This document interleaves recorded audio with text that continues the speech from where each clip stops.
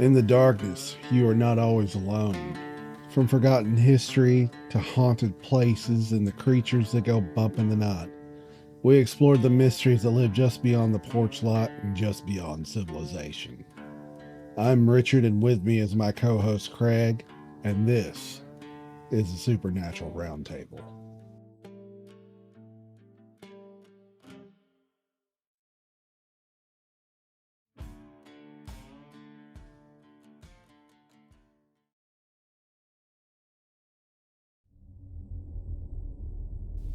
Taylor, Mississippi isn't a place people go looking for monsters with its farmland, woods, and quiet roads.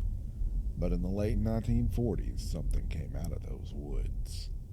Night after night, howls permeated the air.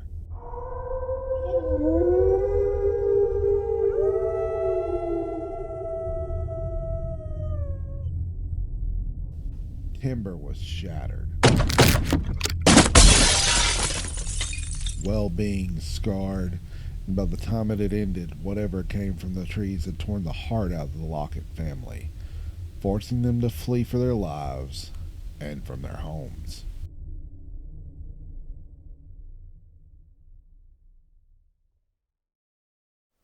Hello, everyone, and welcome to the Supernatural Roundtable, where things get a little bit strange. I'm Richard, and this is my co-host Craig. How you doing today?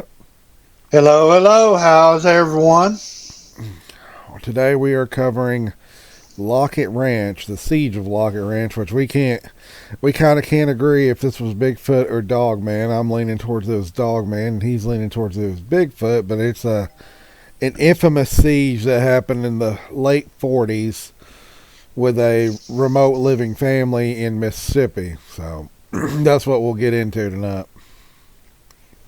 Yeah, and the Lockett Ranch, it's not a single officially recorded location. It is the nickname applied later to an alleged multi-night siege incident at a remote ranch-style homestead in Arizona, right? No, I've got Mississippi. Well, it's a little bit everywhere. I've got one thing that says storytellers tell of it being in southeastern Oklahoma, North Texas, western Arkansas terrain. I That's don't. weird. It's hard to tell, where it actually was. Really brings validity, if it's legit story. Yeah, no doubt about it. Because all them tie in together. Mm-hmm. If you think about it, with the mountain ranges and everything going through Arkansas, Oklahoma, and Yeah, but if it was, let's say it was in Mississippi, that'd be flatland. that is true. Yeah. But look how for Bigfoot to travel that far, it really ain't that far if you think about it. Well, Bigfoot or Dogman, either one. Right. Yeah. But anyway, why don't you get into the early history of how this all started, Craig? Alrighty. Well, the Lockett Ranch, my story has got it taking place on a remote cattle property in Graham County near the foothills of Mount Graham. Huh. These stories circulate heavily in the, Bigfoot forums, podcasts, and YouTube and all that. But it's said to be in remote eastern Arizona, which is rugged desert mountain transition zone. And they got thick pine forests at the elevation near Mount Graham. It was historically used for cattle grazing and seasonal ranching. And the folklore says there's a lot of borderland disappearances, Apache supernatural legends, and Bigfoot reports tied to migration corridors from New Mexico to Arizona. So, I mean, there's a lot of people say different things about this whole story, which is going to make this quite interesting, I think.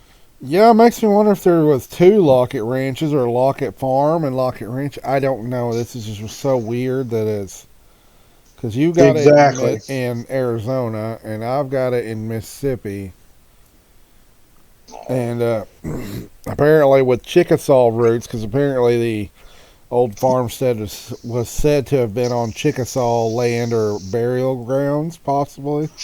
Oh, wow. Yeah. Um, Huh. That's totally different than my story. yeah, I don't know what is going on here. It's really. We'll get into it and we'll compare.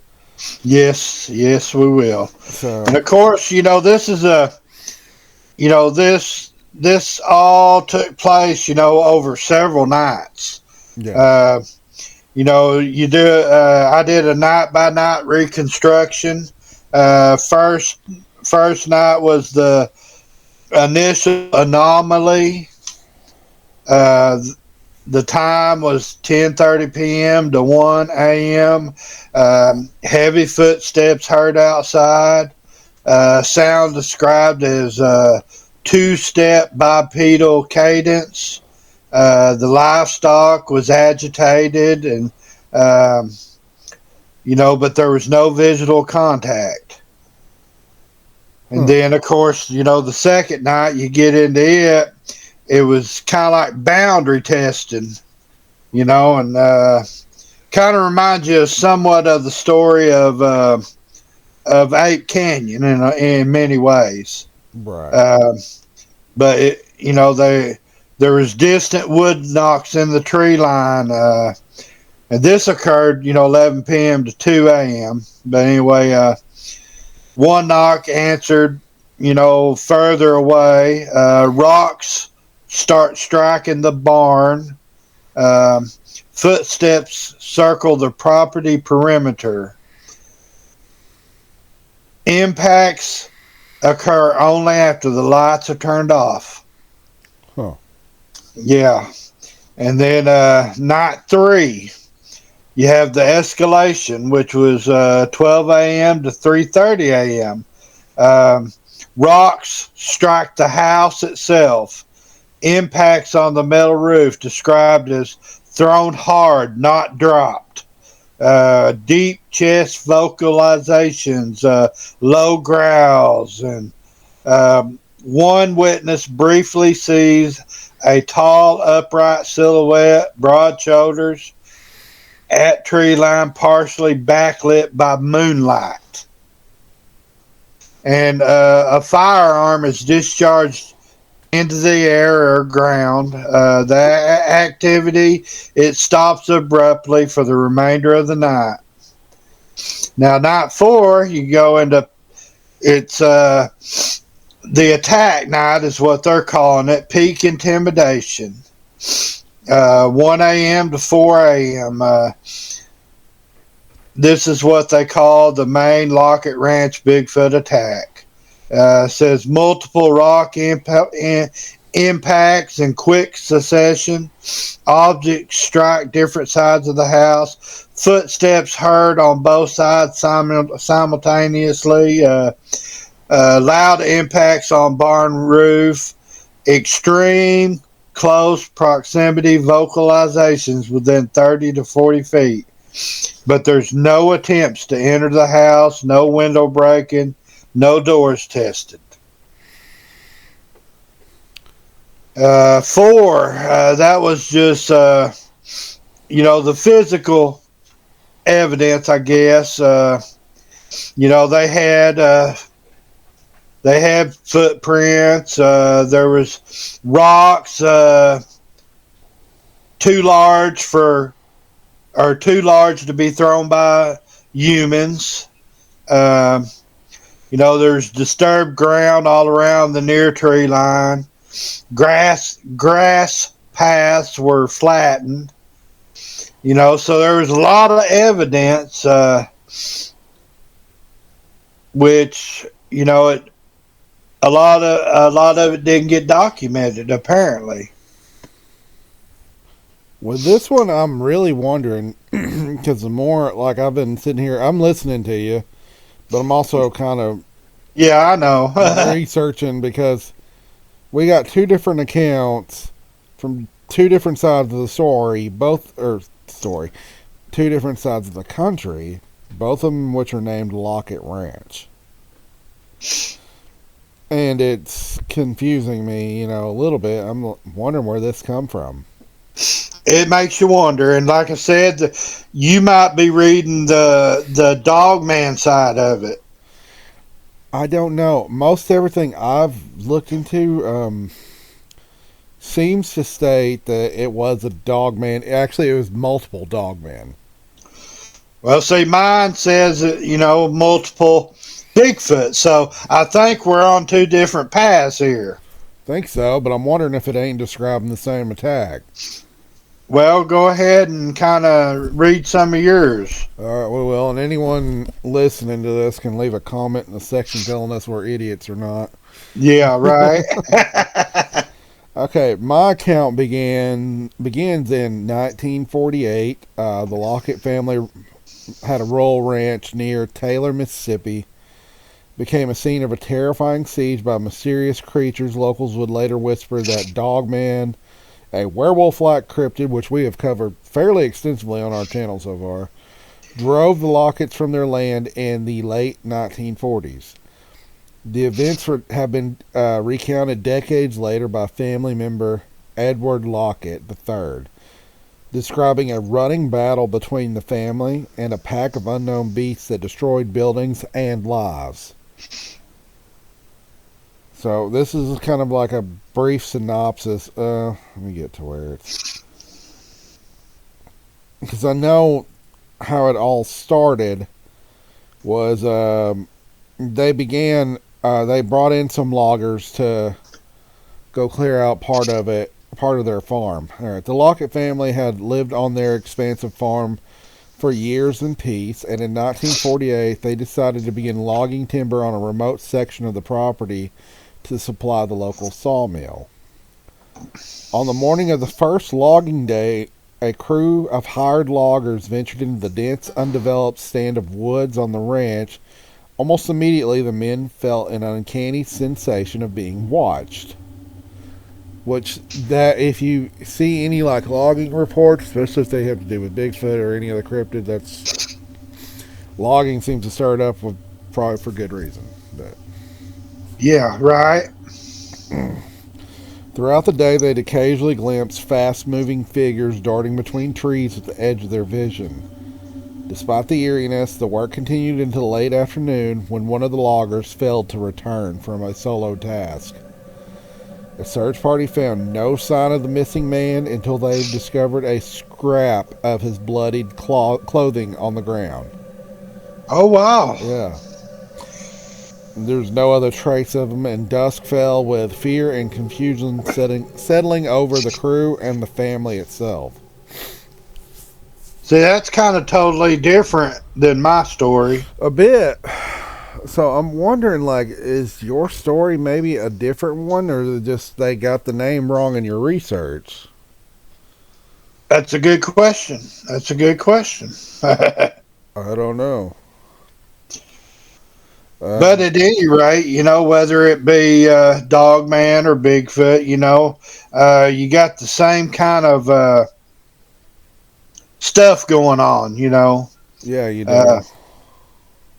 The heavy footsteps, the growls and the grunts and all that jazz. Yeah. I mean, some of the behavior definitely does seem to be the same. Shortly after sunset on that same day, as the shaken loggers and family gathered at the Lockett farmhouse, the silence of the Mississippi night was broken by distant howling. The howls grew closer, joined by a deep guttural growl echoing from the tree lines, and by 9 p.m. multiple creatures had encircled the family homestead. The dogs barked frantically, some accounts suggesting even the animals were terrified into silence. and the family members quickly barricaded the door and armed themselves with rifles and shotguns. Suddenly, one of the creatures rushed the house, slamming into the walls and doors with tremendous force. Over the next hour, the Locketts endured a sustained attack. Windows were shattered, wooden siding was clawed and torn apart. Family patriarch Edward Lockett Sr. fired his shotgun point blank through a window at a hulking shadow. Another family member with a hunting rifle took a shot at the second figure moving by the barn. Gunshots rang out into the night, but the attacks would momentarily recede, only to resume from a different angle. The attackers seemed to be unnervingly intelligent, testing the defenses and probing for a way in. By midnight, the creatures finally withdrew into the woods, leaving the farmhouse battered but still standing. In the morning light, Lockett's found blood trails and large wolf-like footprints around the yard, but no dead creatures. It was clear that at least one of the beasts had been hit by gunfire, and yet the pack remained unvanquished. That was day one. So yours is a more violent version. Very much so, and it's definitely describing more of a wolf-like creature or entity that they dealt with. See, mine does a lot of, of course, I don't recall any episodes where Dogman threw rocks like Bigfoot. Not very many. I've never actually heard of one doing that, but then again, we don't really dive into Dogman reports. That's true. That's true. I mean, preferably, I would rather avoid one. Well, I mean, yeah, no doubt. I think they're a little more prone to attack than a Bigfoot. Just like you hear stories of the Gugway. Right. Which seems to be a much more aggressive version of a Bigfoot or ape or whatever it is. I believe the famous photograph of the Beast of Seven Shoots. If you've never looked that up, you need to look up the Beast of Seven Shoots. It says 7 to 8 foot tall, almost baboon with a snout-like creature standing there, and it has a dog under its arm that it had just killed. It's blurry, and the guy that took the picture was not even looking at it. He was taking landscape photographs. Huh. Okay. And it just happened by accident. And he happened to be up on like a bridge looking down into the Seven Shoots Falls area when he captured the picture. That's kind of weird. Oh, yeah, they're creepy. There's just something about them that's almost creepier than Bigfoot, you know. But anyway, you want me to go into day two? Yeah, go ahead. I'm kind of interested to hear your side of it. Yeah. Day two, rallying support and discoveries. At the dawn, the family assessed the damage. Doors were hanging off the hinges. Deep claw marks scored into the porch and outer walls. Edward Sr. sent word to a few trusted neighbors and friends in town about what had happened. But their account of werewolves prowling the farm was met with disbelief, obviously. I mean, it seems to be a central theme in every cryptid thing. No one's going to believe you no matter what you do. I mean, more today than, they'll believe you more today than they would in the past. But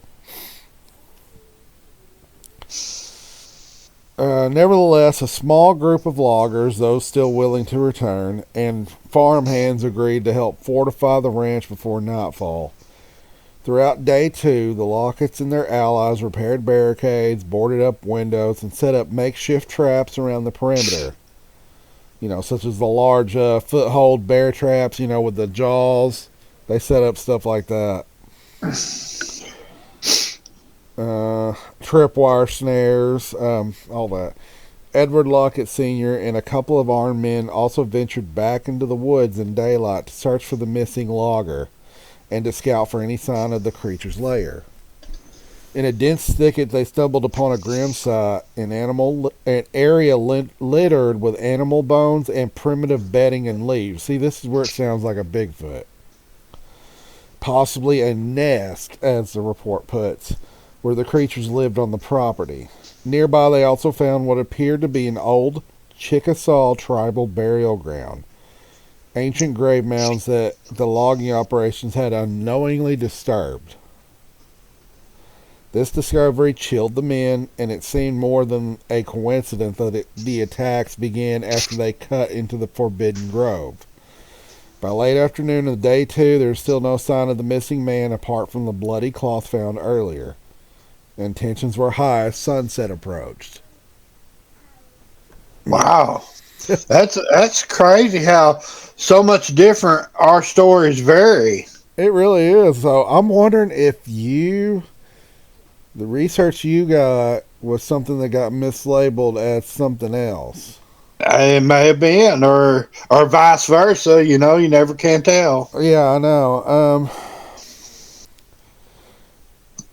As darkness fell on the second night, the Locketts huddled in their reinforced farmhouse along with a few volunteer defenders. They kept oil lanterns and flood lamps burning to illuminate the yard as much as possible. For a few hours after the nightfall, all was quiet and uneasy calm.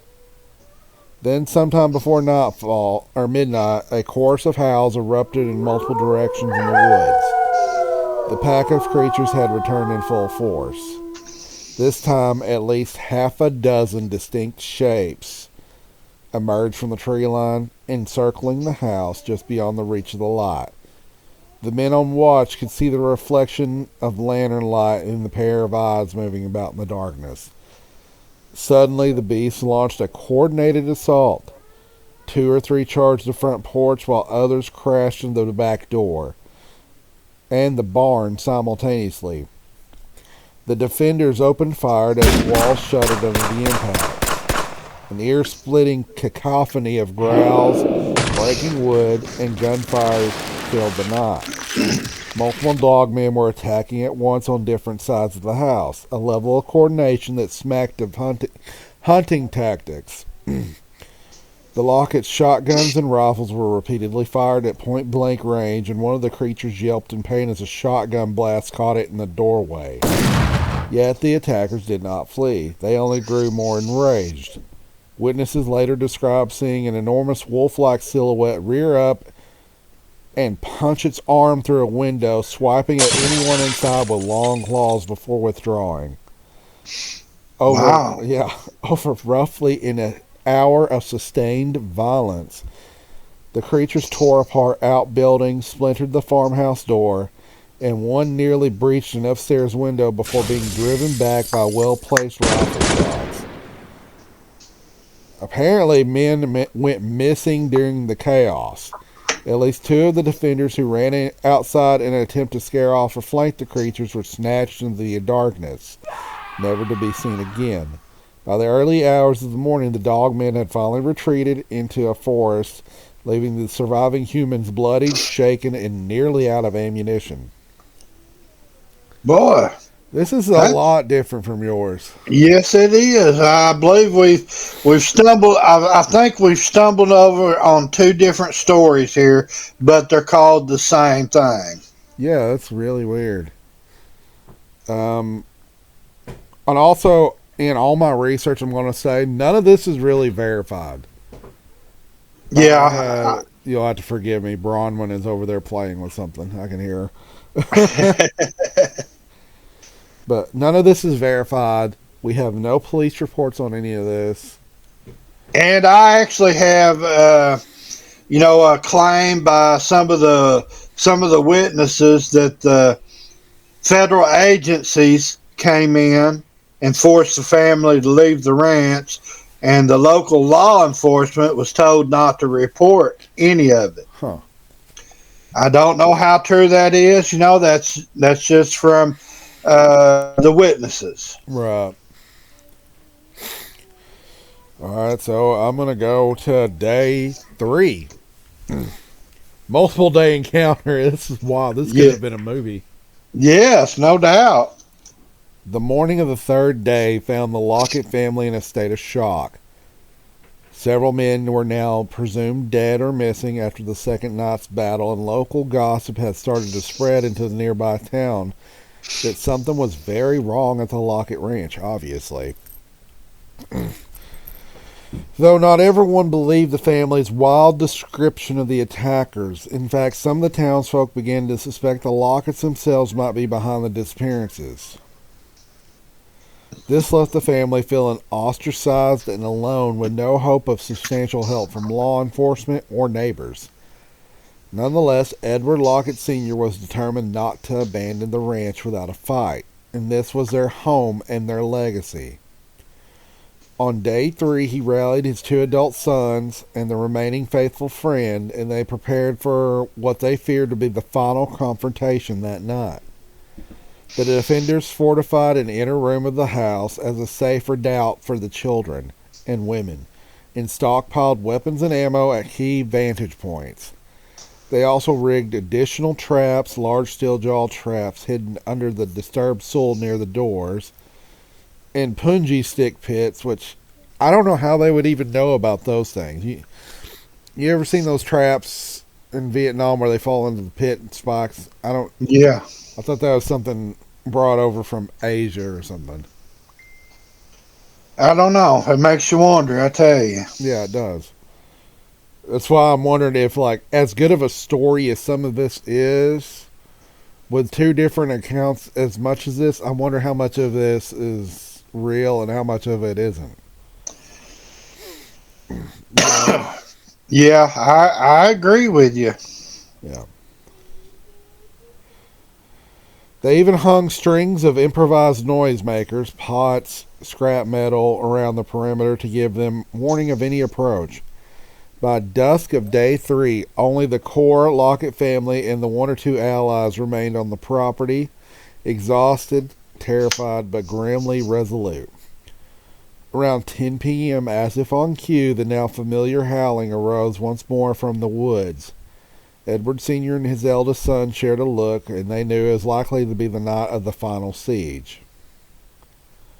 The assault on night 3 was the most intense and the most sustained of all. Eyewitnesses recall that the creature seemed enraged, perhaps sensing the family's determined and possible wounded pack members from the previous night. They attacked in waves that lasted early into the morning hours.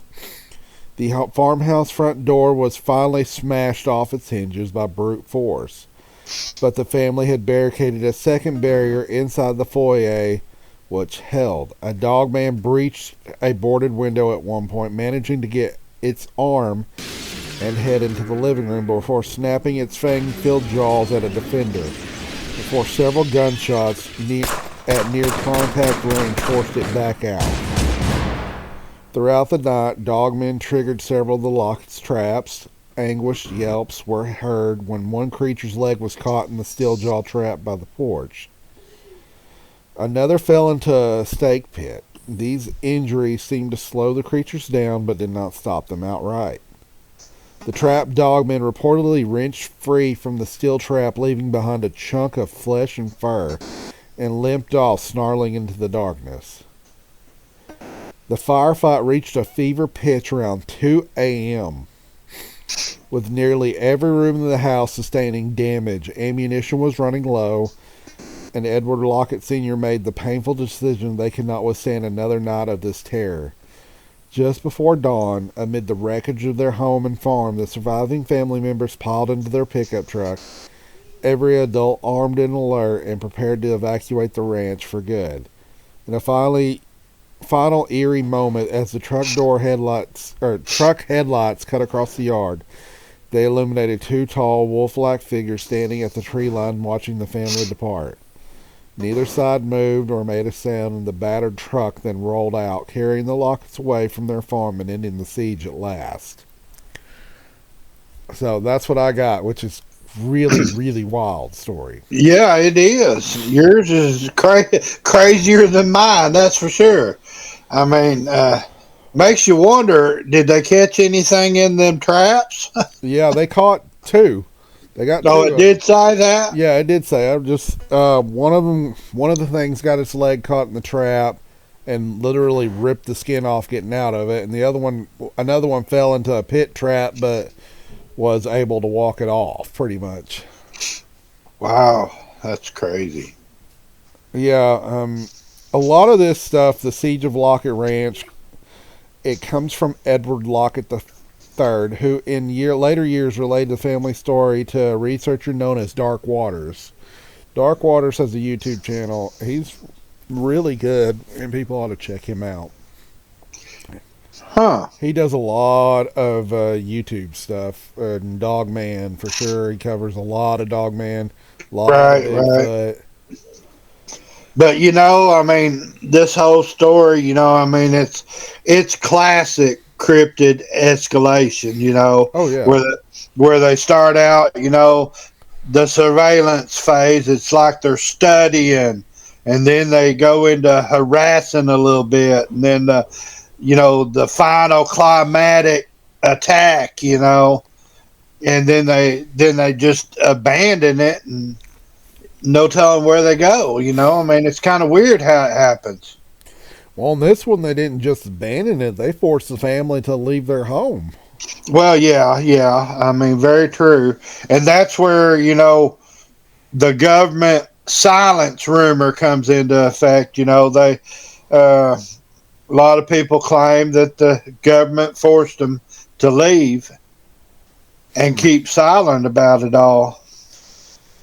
I don't know. As I said, the primary sources of this was Edward Lockett III. Right. To my knowledge, he's never put a book out or tried to make money off this. Well, I mean, to me, I mean, you think about it, a story like this, I mean, I don't think that they could just imagine it. You would think not, but I don't know. According to Edward the Third's testimony, the family had multiple encounters with the creatures throughout the 1940s. He described how the trouble began when the family ventured in a part of their land that they had never been before set foot on, inadvertently provoking the creatures. In interviews, Edward the Third recounted details passed down from those terrifying nights.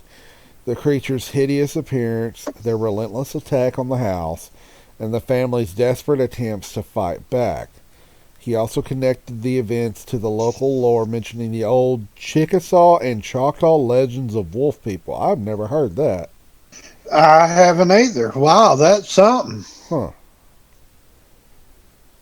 Yeah, the old legends of wolf people were said to have roamed the area. We might have to look into that. Yeah. In addition to the Lockett family, several hired loggers and farm workers bore witness to the initial events, and on the first day, these men reported feeling being stalked by something unseen in the woods. One logger's disappearance in broad daylight, with only a blood-soaked shirt found, left a strong impression on his colleagues that a predatory creature was active on the property. But I don't know how far back missing persons reports goes. I really don't. I probably should have researched that. I feel kind of dumb. Well, I mean, I don't. I really don't think even in the 1940s they really kept up with it. Just a whole heck of a lot. I wouldn't think so. And a lot of these stories that we stumble up on, I mean, a lot of them are set back in the old That days. seems to be always the case. I'm actually going to look this up. Internet. And like I said, I mean, this incident, I mean, you compare it to the siege of Hobia or the Ape Canyon episode or whatever, they're kind of all basically the same in many ways. Well, we didn't have missing persons. It looks like that's for the missing and exploited children. A lot of these missing persons reports don't look like they were kept up with until like 1980s. Wow, really? I think so. I could be wrong. I don't know. We might have to Formal do it. tracking of missing people in the U.S. significantly ramped up in the early 80s due to the high profile cases like Eaton Pats, leading to the 1982 Missing Children's Act. Wow. So, let's say they did report this to someone. Who they going to report it to? You're right. I mean, they could report it to law enforcement, and what are they going to say? Are they going to actually keep it up? And it said Right. earlier in the account that people started to not believe them about this, including the local law enforcement. Yeah, I agree. I agree. Some of the surviving loggers participated in the defense on subsequent nights. Their accounts corroborated that pack nature of the assailants, as multiple men saw shadowy, wolf-like figures running on two legs around the buildings during the attacks. One particularly vivid account from a defender describes the creature's head and shoulders pushing through a broken window, revealing a canine snout, fanged teeth, and matted fur before it withdrew under gunfire. Another Wow. witness, yeah, another witness described firing at a tall silhouette on the porch and seeing it stand upright like a man before loping off into the darkness. A sight that convinced him that they were dealing with no ordinary wolves. Perhaps the most dramatic external testimony came from a friend of the family, who remains unnamed, who attempted to drive to town for help during a lull in the siege. As he sped down the dirt road, a huge dogman reportedly ran alongside his vehicle, keeping pace with unnatural speed. This witness claimed that the beast snapped at the car windows until the passenger fired a rifle at it, wounding it and causing it to fall behind. He later gave one of the most detailed descriptions of the creatures, estimating the creature he saw was 7 feet tall on hind legs with digitigrade legs like a canine, shaggy black hair, pointed ears, and a long muzzle full of teeth. Essentially a werewolf in all but name. Such testimonies from the non-family members lend weight to the Lockett's claims, though it must be noted that these stories were mostly shared informally and no official written statements from that time exist. Many of the witnesses simply fled or kept quiet, and some disappeared in the conflict. Boy. Yeah.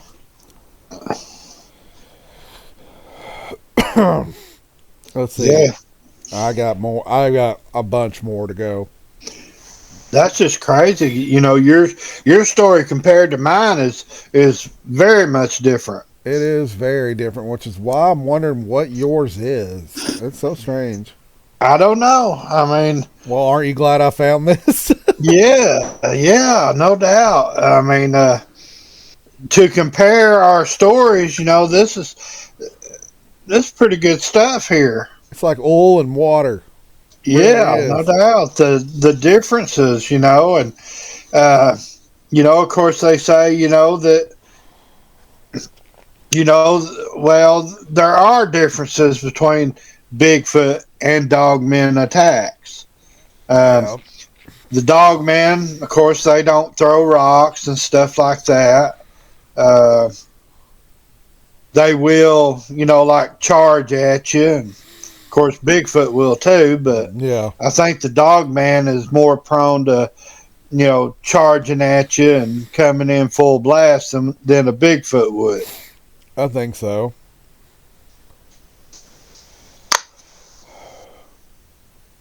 Outside the ranch, the broader community of Taylor, Mississippi had its own perspective. At the time, news of the violent incident at Lockett Ranch spread throughout the town gossip. However, the notion of werewolf creatures attacking a family was met with skepticism and fear. Some locals openly doubted the story, instead casting suspicion on the Lockett family itself, wondering if the family had gone mad or was hiding some crime, since men were going missing on their property. This led to the Locketts becoming social pariahs in the aftermath. Edward III noted that his family felt ostracized by neighbors who either didn't believe them or didn't want such trouble in their backyards. Not everyone doubted them. A few older residents quietly recalled tales of the loup-garou. You've heard that before. Yes, I have. Or as we would say, rougarou. Yes. Apparently, these were stories that were told by grandparents, especially given the Taylor's deep southern lore and proximity to Louisiana, home of the rougarou legend. Some of the sympathetic neighbors did help the Lockett pack their belongings when they decided to leave, and those individuals later affirmed they saw claw mark damage and destruction at the ranch with their own eyes, convincing them that something very violent and unusual had happened there, even if they hadn't seen the creatures themselves. In later years, local memory of the Taylor werewolves became a hushed legend, according to researcher Trista Bauman. Many people in Taylor today either haven't heard of the tale or prefer not to discuss it. The subject is sensitive, and perhaps one out of fear of inviting the Dogman's return or out of concern for the town's reputation. This reluctance speaks to how profoundly the siege, whether taken as truth or myth, impacted the community's psyche. So, I mean, here it's going into witnesses overwhelmingly identified the creatures involved in the Lockett Ranch siege as dogmen. Which mean you have covered Dogman with Land Between the Lakes, The Beast of Bray Road. Right. So this is what, our third Dogman episode, technically? Well, I mean, depending on which story you want to go by. I kind of like mine better. Yeah, yours is a little more cinematic. Yeah, no doubt about it. I think it could be a movie. That's for sure. Good Lord. Could you imagine the mindset? Like, put yourself in the Lockett family and what you would be thinking. Yeah, I mean, imagine yourself in that cabin and things like that happening, something trying to claw its way in or break windows and stick its head through. Yeah, that would be wild. It's hard for me to wrap my head around it. You know what I mean? I mean, you're the closest one here that has had some pretty serious encounters, but nothing like this. No, my encounters were definitely a Bigfoot group, shall I say. Right.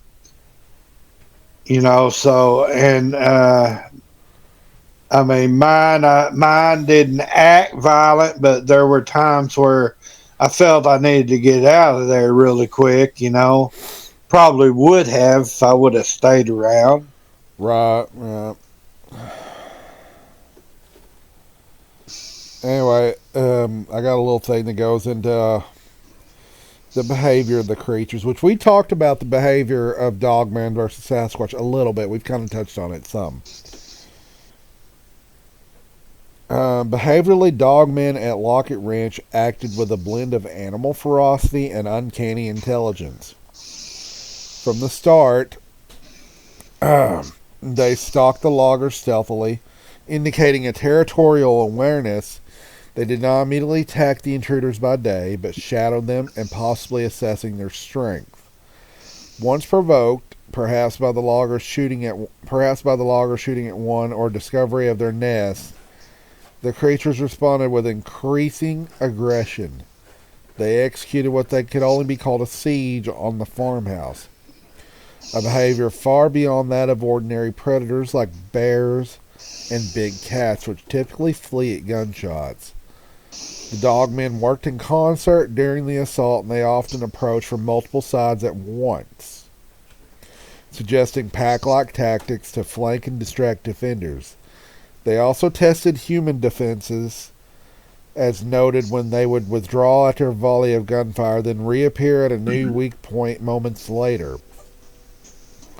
This implies a level of cunning or strategizing. I can't talk tonight. The creature showed little fear of light or noise. Lantern shouts, gunshots might have deterred normal wildlife, but the dogmen seemed to be driven either by rage or deliberate intent to run the family off at all costs. Notably, they did not immediately kill all the humans when they had the chance. Instead, they focused on a campaign of terror and destruction, almost as if punishing the family for encroaching on their territory. They demolished buildings, slaughtered livestock. Several of the farm animals were found dead or missing, though not detailed in all accounts. It is implied that by destroying everything, phrase, and only ambushed humans who strayed outside or exposed themselves. This pattern has led some researchers to speculate the Dogman's goal was not to feed on the family. Several bodies of the missing men were never found, so suggesting they may have been taken possibly for food. But the primary objective appeared to be territorial domination rather than predation. The creature's resilience was another noted trait. Despite being shot multiple times with high-powered rifles, buckshot, no corpses were ever recovered. At least one was seriously wounded, signified by the blood trail and the limp when retreating. Yet even that one managed to disappear. This almost invulnerable quality, or at least ability to absorb damage and keep going, has been observed in other cryptid reports in the lore of Dogman, supernatural and unkillable beings. In summary, the entities at Lockett Ranch acted like a pack of intelligent werewolves. Well, that's just creepy. Can you imagine? I mean, being able to take, that many shots from a high-powered rifle and buckshot. Well, we've heard stories of Bigfoot doing that too. That's very true. Yeah. Falk Monster for what? The kid shot it with a shotgun. That one was that was pretty intense. No doubt about it. And there's stories throughout history, about that. Yeah, there's all kinds of stories. I don't know if this is Bigfoot or Dogman. It could even be Gugway. Northern Native American tribes talking about stone giants, and when they'd shoot them, the arrows just bounce off because they would actually roll in the mud, and the mud would harden and freeze, almost to like a suit of armor. So, and also because of this, I actually got curious. Like this one of a lady, Claire Folklore, 78 years old, vanished from her home in Batesville, Mississippi, 30 miles from Taylor. I don't think that's Dogman related at all. There's been several disappearances on the Oxford, Mississippi campus because Oxford is not that far away from this either. But here's one that might catch you. Well, no, not that one. Her name wasn't Carmeletta Green, was it? Might have been. It was two sisters, last name Green. I found one on one sister. It says she was a 12-year-old girl that disappeared in Little Rock in the early hours of September 11th, 1982. Her skeletal remains were found in Pulaski County in 1991, but were not positively identified as her until DNA testing in 2009. The medical examiner determined she was likely killed with multiple blows to the head with a curved, smooth object. I don't know if that would have anything to do with any of that. No, I think we're getting a little off right there. Here's one, though. Paxton Snow went missing, age 26, went missing from Batesville, Mississippi, near Taylor in January 2024 under unexplained circumstances. Let's see. She was walking alone on the rural highway. Snow, a 26-year-old mother of four from Batesville, was dropped off at her workplace on an early shift on January 23rd. At some point in the morning, she left work on foot, walking for unknown reasons. Witnesses saw her walking along Highway 35 north around 10:30 a.m. outside Batesville. She was carrying a backpack and wearing dark sweatshirt and black leggings. Paxton never made it home and failed to contact her family, and she's never been found since. Wow. That was one walking alone. And then the Green sisters, for whatever reason, I had it and then it just gone. Where'd it go? Green sisters, Maria and Samia Green, last seen at 11 p.m. near County Road 276, Lafayette County. Rural back road, forested shoulders, minimal lighting, sparse housing. This was within 5 miles of Taylor. Matches the profile I was looking for. Still confirmed missing. They have not been seen since that day. Wow. That's crazy. Yeah. So yeah, there's been a couple of disappearances that happened in and around Taylor too, like Paxton Snow and the Green twins. They just disappeared. There's been no sign of them. And then that goes, if you dive deep into missing people, you go into the missing 411. Which is a rabbit hole in and of itself. Yes. Which we need to cover that one of these days. Yeah, that'd be a good topic, I think. Yeah. I mean, that's.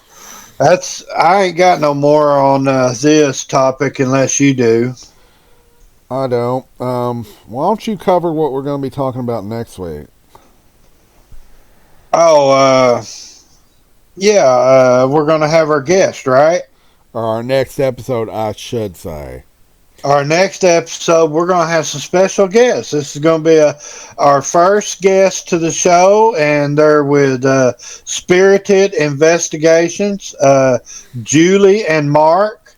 They're really great people, and I think Julie has been doing the paranormal for what'd she say, like 20, 30 years? Something like that. It's been a long time. Yeah, and she's a really smart lady and knows what she's talking about when it comes to paranormal. Yeah. It's going to be very interesting.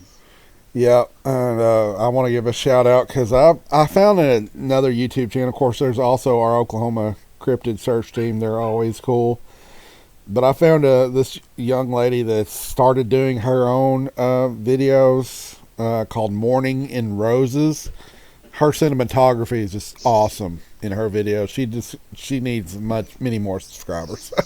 Okay. Yeah. And let's give a shout out to Deshaun and Crystal. Of course, there are, I guess you might as well say, the sister podcast. They have Paranormal Adventures with Sean and Crystal on Podbean and Spotify. And then they also started doing a podcast on YouTube called Talking True Crime. So if you get a chance, check them out. Really good stories. Yeah, there we go. And we thank everybody. If you would, please like and subscribe, share us with people. We appreciate all of our fans, and we hope y'all keep coming back for more. They seem to be. All right, y'all. Have a good night. Good night. This is the Supernatural Roundtable, signing off for now. From haunted hollers to shadows in the pines, the strange is never too far from home. Until next time, keep your wits about you, and we'll meet again down the road.